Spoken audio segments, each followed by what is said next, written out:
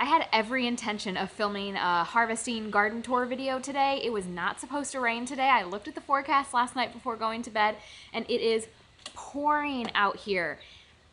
And I have no idea when it's supposed to stop because I didn't even know it was supposed to start. So I'm not exactly sure what I'm gonna do.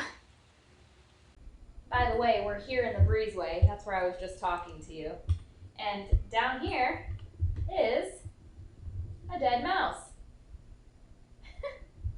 That is the 5th mouse that Cheeto has caught, killed, and lovingly delivered to his dad and I. He is thriving as an outdoor cat and living his best life. And I had no idea we were so surrounded by mice. 5. He's been out for like 2 weeks. He's brought us 5 mice. So they must be in abundance out here. He's catching them left and right. It's still raining, but it's been some hours now, and I would really like to get this done today. So we're just gonna tough it out and come out in the rain. So first I want to just take you around and show you what everything looks like. Just a really quick tour. So this first bed here has been cleaned out. Just the cosmos are remaining. And I have kale and zinnias alternating in here. And everything's looking really good. And then back here I have sugar snap peas and soya beans alternating. And they look really good too. So hopefully I get something from them before the first frost. Here's the man of the hour, Cheeto. You an outside kitty now, bud? You an outside kitty now? The sunflowers are super done, and I need to take them out. I'd like to do that today if I get to it. The carrot bed has been harvested, cleaned out, and mulched, which there's still some weeds poking through, but for the most part it looks really good. Oh, look at this mess. Oh my gosh, it's a disaster. So over here we have my Brussels sprouts. They're looking pretty good. We've got some coming on here. In here we had onions. They've all been harvested and taken out. So now I just need to come through here and pull weeds. This bed here is one of the mistakes that we're going to talk about in this video. It was a tomato bed. It was a complete fail. We'll come back to that. Over here is my celery bed, and it looks great. The celery has been growing and is still growing. We'll come through here and harvest it. Not yet. Not today. And then I have some cosmos in here too. They're pretty. It's the apricota Cosmo. Over here, my echinacea is done. These tomatoes were a fail. They're ready to come out. My pepper bed, it's still going. We've got some harvesting to do in here today. Cucumber and zucchini, pretty much done. There are a couple zucchinis in here that I can harvest. The main tomato bed is pretty much done. It's still trying, and there's still fruit on it, so I'm not going to tear everything out of here yet, but it's really on its last legs here. But we do have some harvesting to do out here today.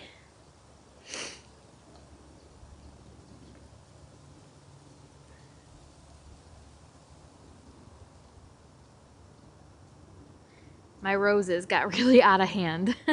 I have to train them back to the trellis. And then this was the rhubarb strawberry bed. And it's pretty much, I don't know what to do. I have to Google what to do about the rhubarb. I don't know what to do with that. And then I did have some dahlias.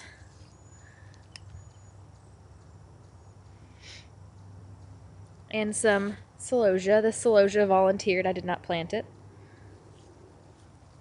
This ended up being planted in where I planted the dahlias. I had some ground cherries. My mint. And then coming inside here, on either side, I have my elderberry, which didn't really do much this year, so I'm not sure. I'm not sure what to do about this. I think I'm going to bring it inside over the winter.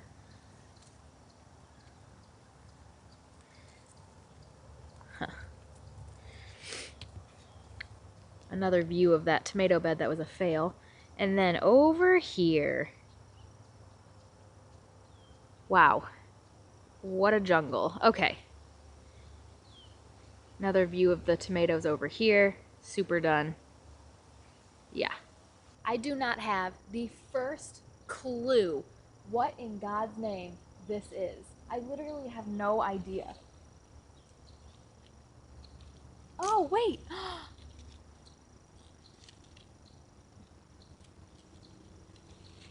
It grew this. What is that? What, what is that? It smells terrible. It smells like diesel, like a diesel truck passing on the road. It's squishy. Oh, the inside of it actually smells really nice. What is that? What in the world is that? The outside of it stinks. The inside of it smells sweet. I'm not putting that in my mouth. Absolutely not a chance. What could that be? If you've been with me this whole season, then you know that I did a terrible job with my transplants this year because I had an issue with soil and I was working 3 jobs and things got really confusing really fast. And so I kind of just stuck things in the garden and did not follow a labeling system at all, paired with the fact that I grew many new things this year. So I think that mystery thing that I'm asking you guys about is this, the Tamarillo. It does say that it can grow into a small tree. It eventually grows into a small tree. This is, when I tell you that this, let me stand directly next to it. This is me standing like straight next to it. It is huge. And I have not known what it is all year, but let me show you something. What do you think? I think that that's what it is. I think it's the Tamarillo. Or Tamarillo? I don't know how to pronounce it. That is so interesting. I'm afraid to eat it though, guys. I don't know. Oops. It's a little bit scary to me because it's a mystery. I'm not exactly sure what it is. And also it stinks. And so that makes me nervous, but I'm gonna take like the smallest nibble out of this.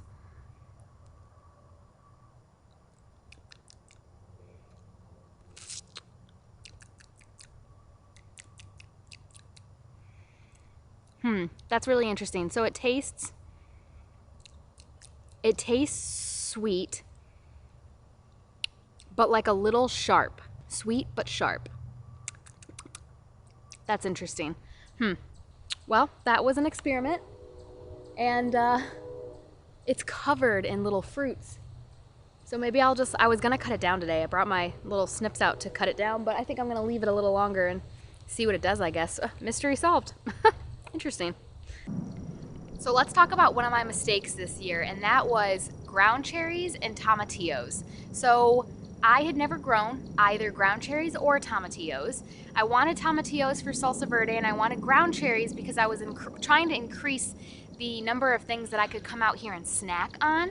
I did not realize that ground cherries and tomatillos grow so wildly out of control. I did not expect them to take over my garden. This whole half of my raised bed garden, my horseshoe garden, from my herb bed back has just been taken over by ground cherries and tomatillos. This whole mess here, this is all of this, all through here, this is all ground cherry.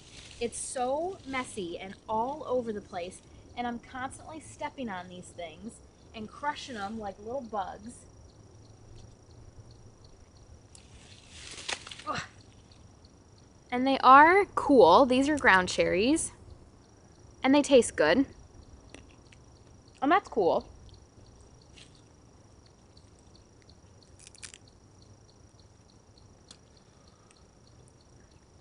So I'm not saying I won't grow them again. I certainly will, the ground cherries specifically, because they're tasty.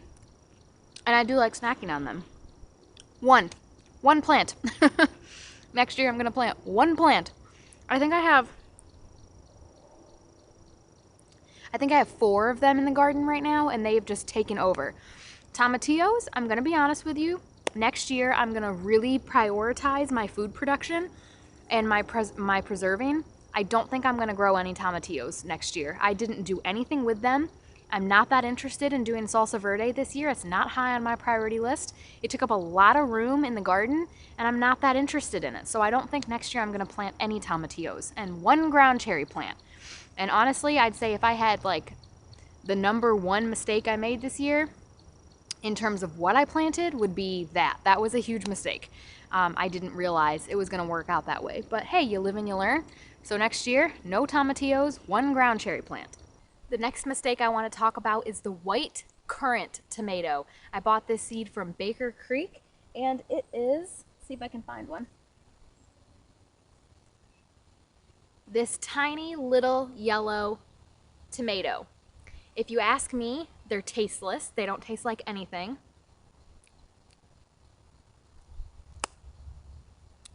Not my favorite. It's cool that they're like snack size and so little. That's awesome. I have one white currant plant survived the transplant and made it into this bed. It is right here next to me. When I tell you that this plant was spilling out into the yard and I had to cut it back feet and feet into the yard, Tom was mowing around it. It was this mass of tomato plant.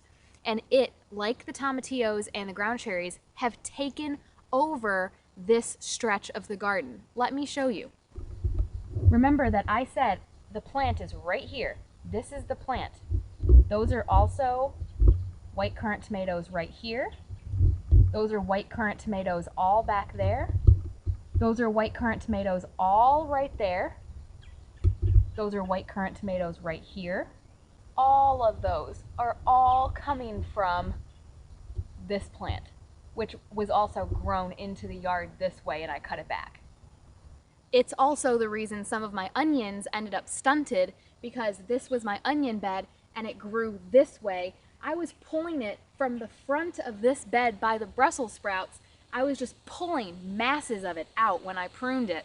It grew absolutely out of control, and I did not expect it. I did not see it coming from this white currant tomato. This little tiny yellow tasteless tomato took over this span of the garden. So I think it's safe to say that tomato is on the do not plant list next year. So speaking of this bed, this is the bed we were just looking at, but we were on the other side of it. This is the white currant tomato right here. So this bed, I wanted another tomato bed this year because I really wanted to get a huge amount of tomatoes from the garden, and I wanted to can a lot of tomato products this year. However, I was working 3 jobs at the height of the tomato plants growing and needing to be maintained and pruned and supported and whatnot. And I completely dropped the ball with this bed. It got completely out of control. These posts that you see here are my attempt mid-season to try to offer them some support. It was a total fail. It did not help them at all. I came in and pruned them after disease had already started to set in, and I've barely gotten 24 tomatoes out of this bed. It was a total waste of space and energy on my behalf.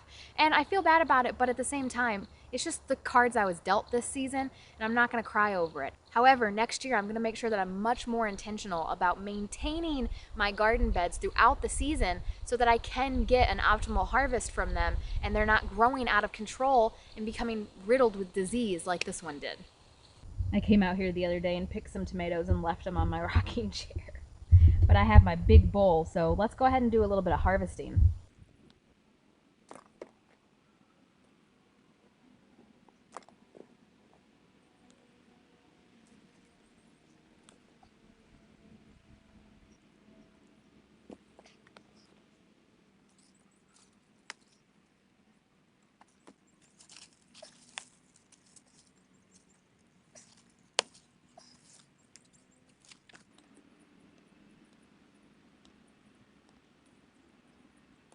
Last year, the MVP of the garden was the black cherry tomato, which I did grow this year, and I've got some right here.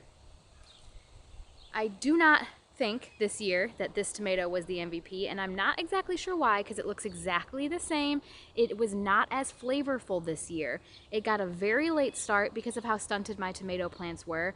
I don't know exactly why it wasn't as flavorful.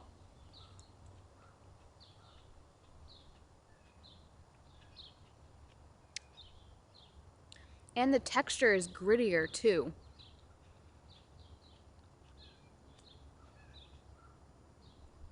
Perhaps something to do with my soil, or maybe it was the weather conditions this year. The weather this year was very different from the weather last year. That could be. The MVP of the garden this year was the Sun Gold cherry tomato, which I have right here. This tiny little orange tomato, absolutely delicious, bursting with flavor. Everyone who came to my garden this year, I made them try it. They all loved it. It was so prolific. I had all I could eat this year. I came out here and was constantly snacking on them.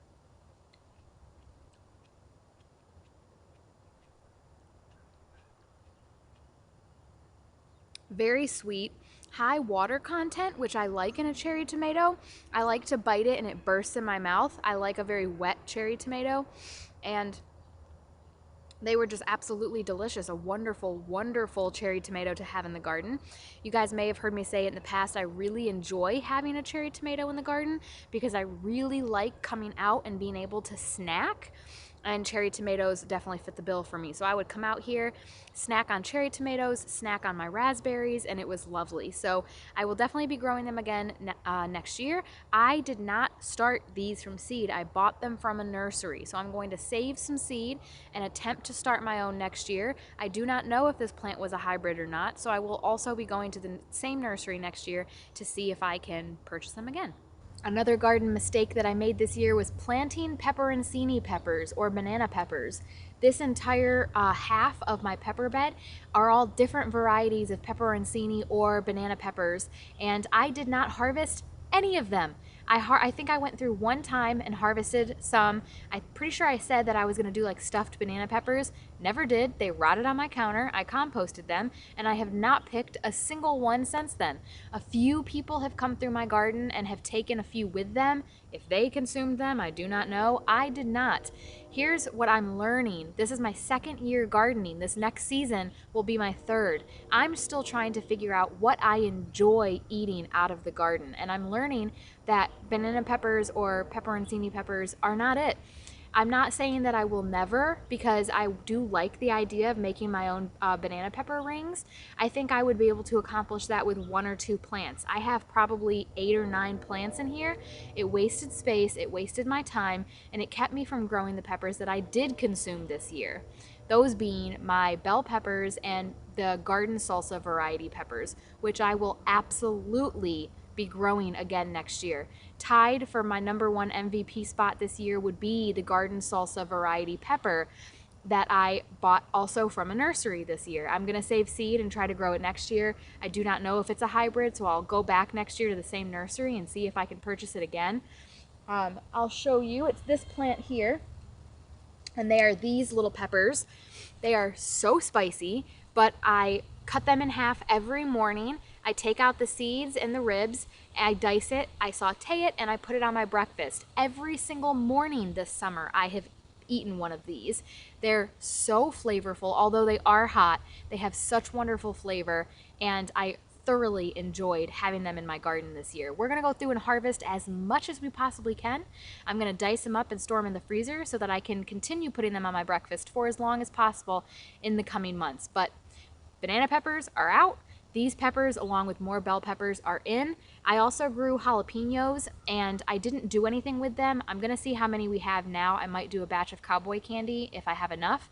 I do want to try to grow jalapenos again next year. It was for a lack of time that I didn't do anything with them. I do want jalapenos in my garden.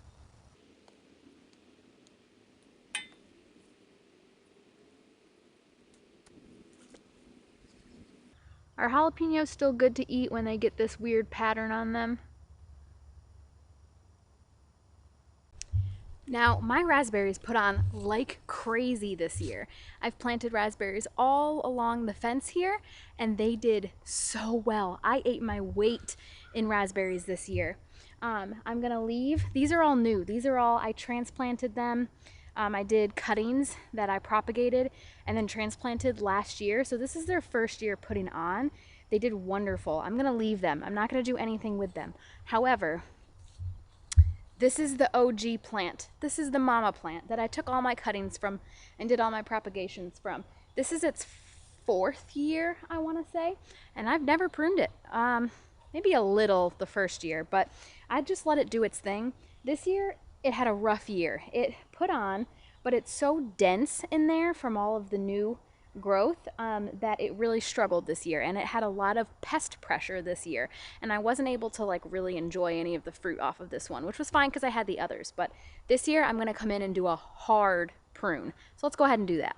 I do have one problem. There are rules for pruning a raspberry bush, and I don't know what type of raspberry bush this is. That depends on if it's everbearing, June bearing. There's all sorts of different like things you need to know about it. I got this from a friend. I have no idea what it is. And so it's the fall time, and what I'm gonna do, I'm gonna go through and prune off all of the branches that produced fruit this year. If it's a new branch and it doesn't look like it's put on any fruit, I'm going to leave it.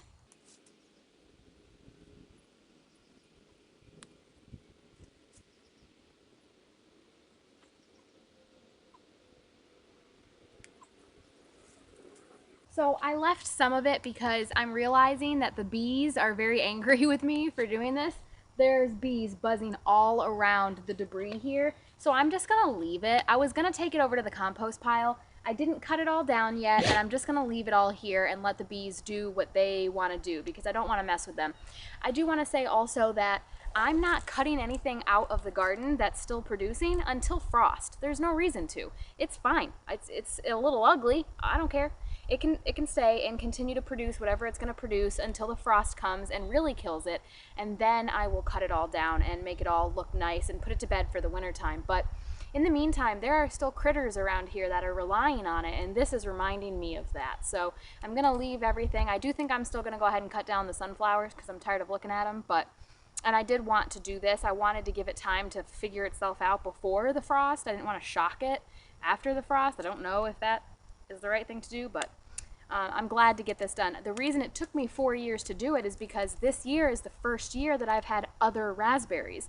Previously, this was the only bush giving me raspberries, and so if I pruned it and it wasn't right and it didn't come back, then I wasn't going to have any raspberries. But I've got so many now, I'm comfortable pruning this, and it's an experiment. We're going to see, does it come back next year and thrive because it's been pruned, or did I kill it? We will find out.